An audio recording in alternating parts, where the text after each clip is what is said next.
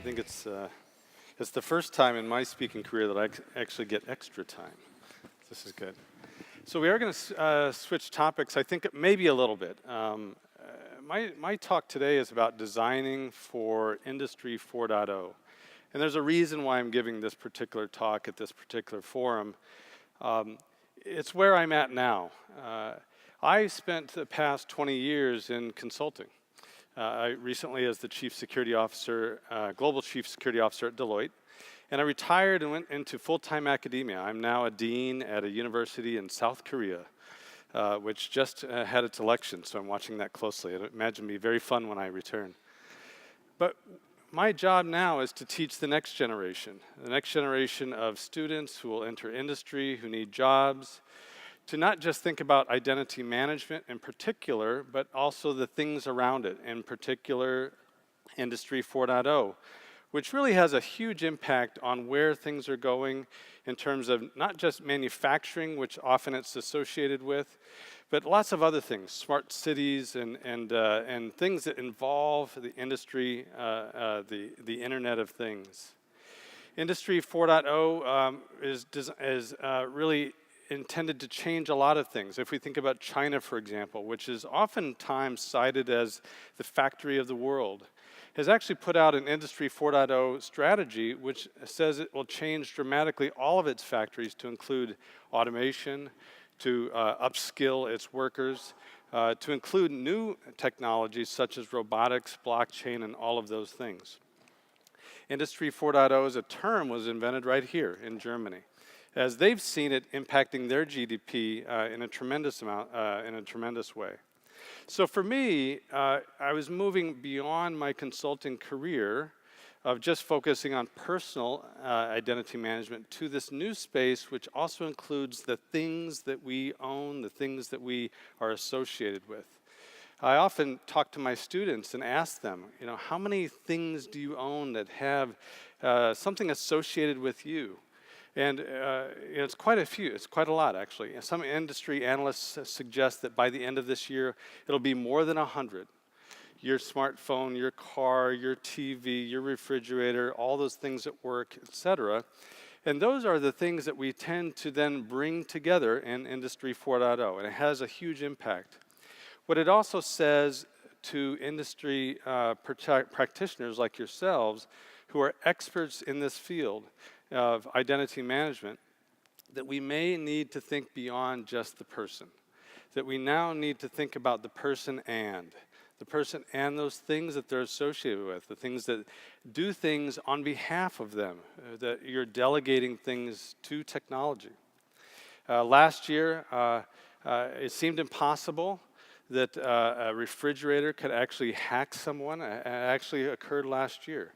That on behalf of an owner, a refrigerator was compromised and was actually doing things by itself. We're now seeing this sort of interesting translation of what delegation used to be. I thought this was an interesting chart because it frames kind of what we're talking about. That every 10-year cycle brings 10 times the amount of connected devices.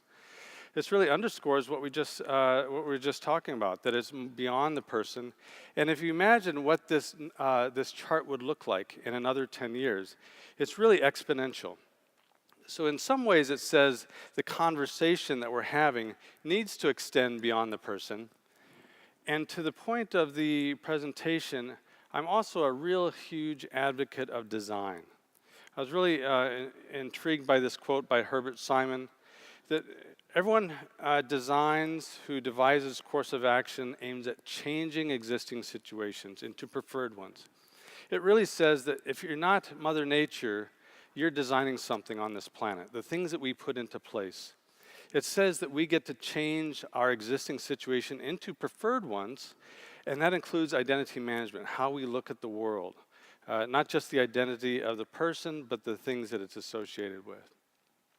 So I want to take you on a little journey through 10 areas that are really intriguing to me. Not that I have all the answers. In fact, I think the answers will come out of the smart people in this room. But I think it does change the conversation just a little bit, and that's worthwhile. The first of these is thinking about swarms. It's a term that used to apply to other things, Mother Nature and bees and those sorts of things. Drones now are really picking this up in a big way. China, another example, are really perfecting this technology, not just for warfare, but actually things like agriculture. And now we're seeing that we can apply it from beyond drones to actually harnessing the collective intelligence of individuals to make large decisions we couldn't do before. This year for the Academy Awards, they took, out of the 15 categories, they took experts and asked them to predict the winners. The experts predicted 8 of the winners. Through swarm technology, asking non-experts, those non-experts predicted 11 of the winners. We're able to harness collective intelligence.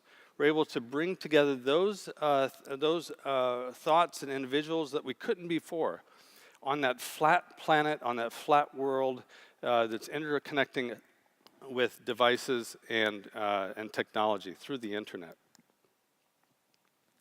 The second of these is APIs. Again, in the past, maybe this was exclusively a programmer's domain, maybe a programmer's problem, an API. At least that's how I thought of it, an application programming interface. Now we're seeing this even as the new middleman.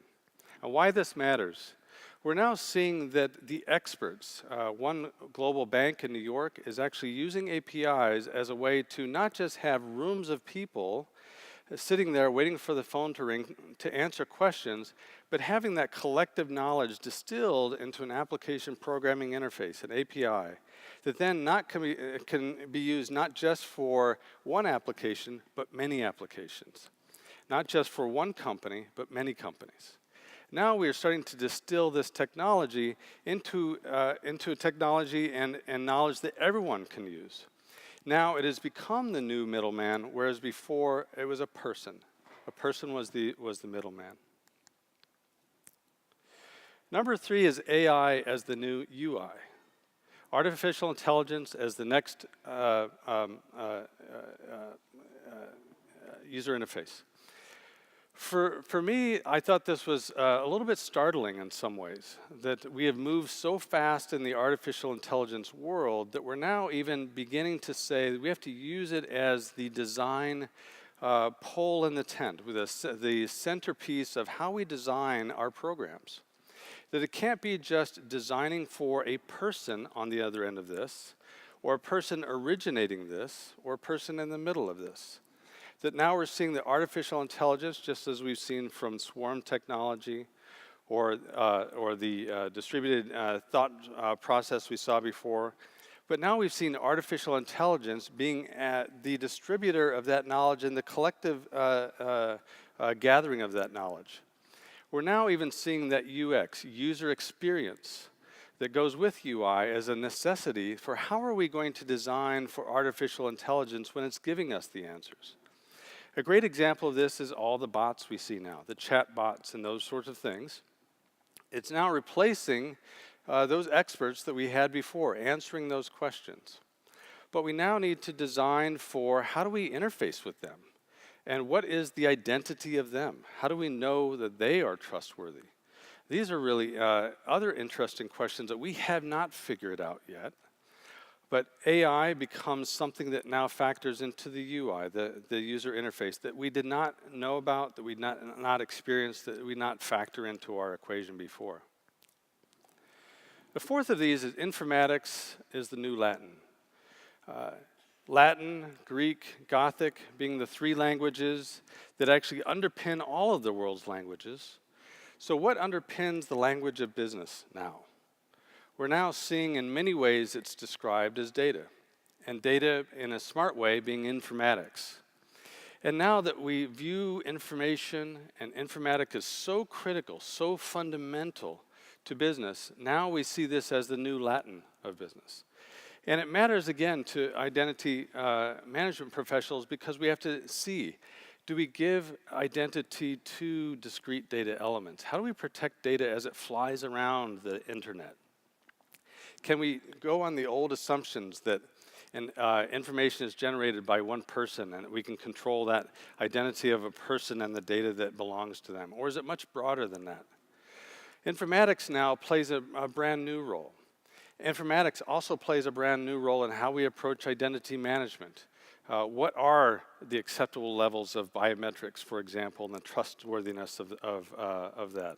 Are there other new technologies that we can use that maybe we didn't think before was an important factor in identity management? The fifth of these is what I call H to H. We know about B2B, we know about B2C, we know about M to M, machine to machine. Now we're getting to human, H to H. And personal area networks. The fact that we now have clothing with sensors in it. We have the first designs and prototypes of contact lenses that can interface with our bodies. We have pills that we can swallow to actually monitor our health. And on and on and on. We have these things which are creating our own personal area networks around us. And so now we have a new factor in identity management, which is human to human. When I have that health information inside of me that a doctor needs to know, how does that connect? How does that work? What is the trustworthiness of that? When I have the contact lens that can actually tell me things and sense things that now are in and around me, how does that interface with the things around me? And what is the trustworthiness of that? But beyond that, I think it is a good question for identity management to say, what is the big enabler here? You know, I think I've been guilty in the past as being, a security professional of being Dr. No, right? We need to be, how do we get to yes? How do we say we can do this? And for H to H, it's really important that we are able to connect, we're able to share this information, because H to H personal area networks are going to be so critical to the future of many industries. Voice is the new platform. It's interesting what we've seen out of Amazon, for example, and Google and many others, that now we're seeing that the ambient nature of our lives and what we do and say in particular now becomes a platform that can be used for lots of other things. It's interesting, the Alexa device. Just the basis of that it sits in a home, it's listening. There's lots of pros and cons to this, I get that. But the fact that we can have an ambient listening element to our lives, and it becomes a platform to do things on our behalf. The fact that we don't have to always ask for a movie ticket or a dinner reservation, or that we might want to order something, that somebody already heard the conversations in our lives and could put that together, is something that we will probably expect as just the basics of what we'll see in the future. But what that means is voice isn't just an add-on, like it used to be. Voice used to be very difficult. Now it's becoming a platform for other things to be layered onto. And now we see that as a real interesting identity management challenge as well. How do we extend that even farther? And back to the trustworthiness and the usefulness, how do we make identity management work when voice is the new platform? Hyperlocal, it really says that as we extend all this across this flat world, as we get all these devices, Internet of Things, these things will be proliferant everywhere, that they will also have almost a self-described identity. They will know themselves. They will know where they are, what they're doing, their health, and they'll be able to talk to other devices in, around them, and even far away to say, here's what's happening. And it's really an interesting conversation then to say, where does that go in terms of the collective intelligence? Where does it go in terms of identity management at a very, very discrete level? Where does it go in terms of the data produced by those? And how do we associate those with a particular device? Do we protect that data differently than generated by a person? But it's really important to think about the hyperlocalness of this as we think about the scale of this as well.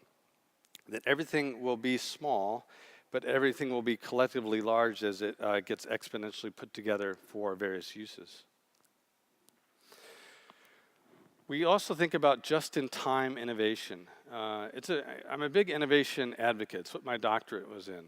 And really, as we look in the past, it was about long cycles of innovation, how one company beat another, and we've gotten better at it. We've gotten technology rapidly innovates, et cetera. But we're now starting to see an element that we didn't see before. And a lot of it's enabled by identity management, that it has a specific scope to it. But now we can see things like the self-driving car that self-learns, that knows where things are, that knows how to turn left and right, that sees a paper bag in the road and knows that's not a rock, that it's okay to drive over that. It's innovating all the time as it drives, as it goes. We're seeing artificial intelligence do the same thing. It learns all the time. And so we also then think about, for this just-in-time innovation, how does identity management scale with that? So we don't have to stop and re-authenticate each and every time, that it actually has a measure of trustworthiness to it as the artificial intelligence and collective intelligence comes together with that. Just-in-time innovation is going to impact a lot of companies. If you think about GE, for example, describing itself as a data company, we will see more companies describing itself that way, informatics being the new Latin. And having a just-in-time innovation element to it, which says all those things underneath it need to just work. I had an analyst tell me probably about 10 or 15 years ago, security ought to be just plumbing. And when he said that, my heart dropped. I thought, my gosh, he's right, and I don't have a career any longer. I'll be out soon. It turns out that he was right directionally, but it takes much longer. It takes a lot longer for us to get this plumbing in place so it just works, so we can have the just-in-time innovation that we need. The ninth of these that we're really thinking about and what we're researching and talking to my students about is the new organization. There's a great TED talk, does work have to occur at work? You know, there's some truthfulness to this, right? That why do you have to be at a certain place, at a certain time, at a certain location to actually come up with thoughts, right? To do work for a company. There is research that says there the connectedness, that water cooler moment, that sharing information is useful. So I get that. But we started to think about this at my last employer, that maybe the new office is right in the palm of our hand. That as we're walking around, that mobile phone is what we interface with and do things with, to actually create that new organization of the future that starts to incorporate all those things I talked about before, the swarming intelligence, the collective UI that we need to interface with. But, you know, some would call this the gig economy.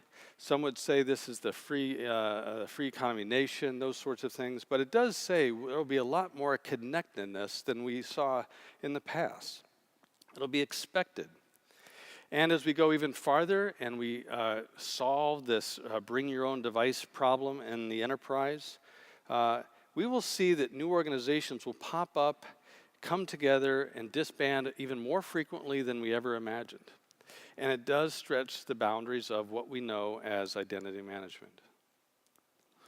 And last of these, for me, is the 4 Ps. Not the marketing 4 Ps, but we really are moving away from being reactive problem solvers across all industries, moving from reactive to proactive, to preemptive, to predictive, to prescriptive.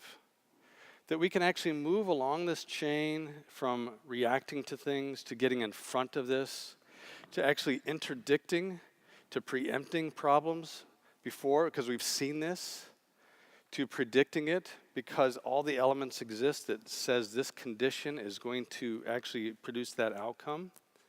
And prescriptive, that we have all the elements with us to then come up with an answer before we need it. Those elements, those 4 Ps of moving from reactive to proactive, preemptive, predictive, prescriptive, are the elements that will enable us to solve problems in a different way. And I would suggest that this will also impact our field in identity management in a new way as well.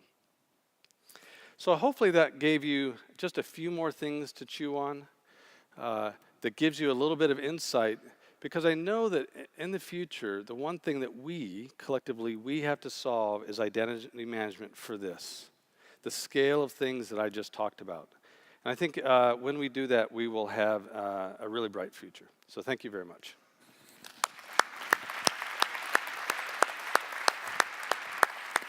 Thank you, JR. Yep. That was a great overview. So, what would be your, you mentioned this, so there will be changes for the identity management space. Yes.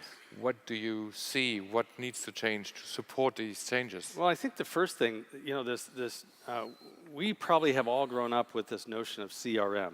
It's probably a good moniker to frame the problem around. That we have a person, and you as a person are known to an organization through a series of numbers and things in a database, and we know you, right? We don't know you and all your stuff and all the things you're associated with, and that's the thing we haven't figured out. But we have to move away from, I think, the notion of CRM or a personal identity as that's where it stops, because that's all we've known for a very long time, to there's a whole world behind you, and that's where we have to get to identity management as well.